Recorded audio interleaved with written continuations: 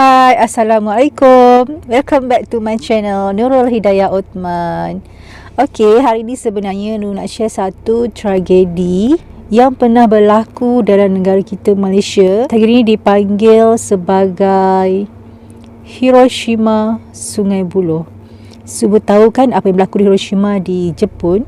Dan kali ini Nur nak share satu tragedi yang dipanggil Hiroshima Sungai Buloh yang berlaku pada tahun 1991.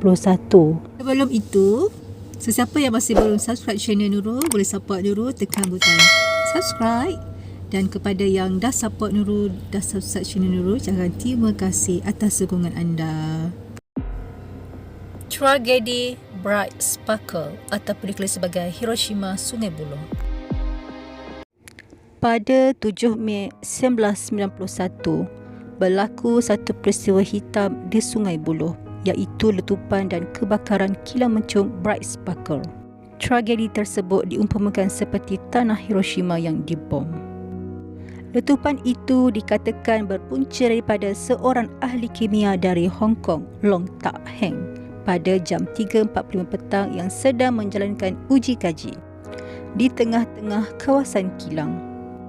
Tanpa disangka, mercun tersebut dikatakan meletup dan terbang meluru ke tempat simpanan bunga api yang telah siap, menyebabkan letupan kali pertama berlaku.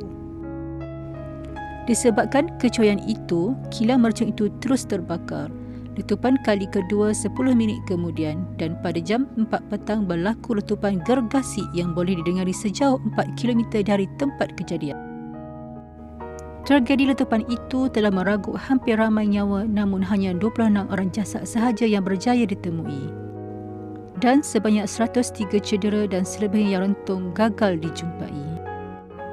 Mayat rentung dijumpai dalam peristiwa kebakaran kilang di Sungai Buloh. Diikuti 20 letupan berikutnya, tragedi itu turut memusnahkan banyak rumah berdekatan termasuk juga kilang makanan, kilang haiwan, kilang papan dan kilang bahan perwarna makanan. Berpuluh kenderaan turut musnah. Kereta dan harta awam ranap dalam tragedi letupan kilang di Sungai Buloh. Pasukan bomba dilihat berusaha memadamkan api dalam kebakaran. Setelah tiada lagi kenderaan letupan, suasana bertukar hiba dengan raungan dan jeritan kesakitan mangsa. Berpuluh mangsa dilihat menanggung kesakitan dengan darah merah berlumuran di wajah dan badan. Suasana semakin pilu apabila saudara mara mangsa yang terkorban berkumpul di kawasan kejadian untuk mencari mayat mangsa. Suasana pengemudian mangsa tragedi.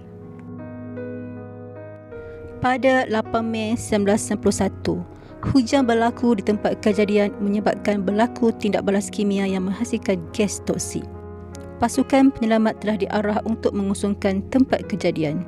50 orang dipercayai mengalami kesukaran bernafas akibat gas beracun. Tiada kematian dilaporkan. Pegawai bomba kanan Balai Bomba dan Penyelamat Shah Alam, Habzah Buyuk, berkongsi pengalaman usaha bomba berjaya menyunjukkan simpanan belerang seberat 180 tan yang ditanam di dalam kilang itu. Tugasan 24 jam sehari dan berterusan selama beberapa hari kerana bimbang bahan itu meletup semula.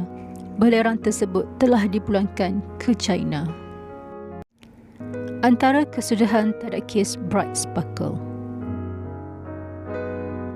Seramai 118 orang telah tampil menyaman kerajaan disebabkan kehilangan ahli keluarga tersayang. Kesemua keluarga mangsa yang terlibat juga telah menjumlahkan kerugian ke atas hartanah sejumlah RM30,000 kepada pemilik kilang Bright Sparkle Sdn Bhd, iaitu Ching Kong Hing. Antara implikasi tragedi Bright Sparkle. Pertama, penubuhan Undang-Undang Akta Keselamatan Pekerjaan 1994. Akta ini berkonsepkan self-regulation, di mana majikan yang menyediakan risk kepada tempat kerja mereka haruslah menguruskan risiko tersebut, seperti penyediaan SOP dan pematuhan terhadapnya. Kedua, penubuhan pasukan hazmat dalam bomba pada 29 Oktober 1992. di mana pihak bomba dilatih dalam menguruskan kecemasan yang melibatkan hazardous material. Ketiga, perubahan dasar di peringkat kebangsaan. Semua kilang bunga api di seluruh Malaysia terpaksa ditutup akibat pengharaman bunga api.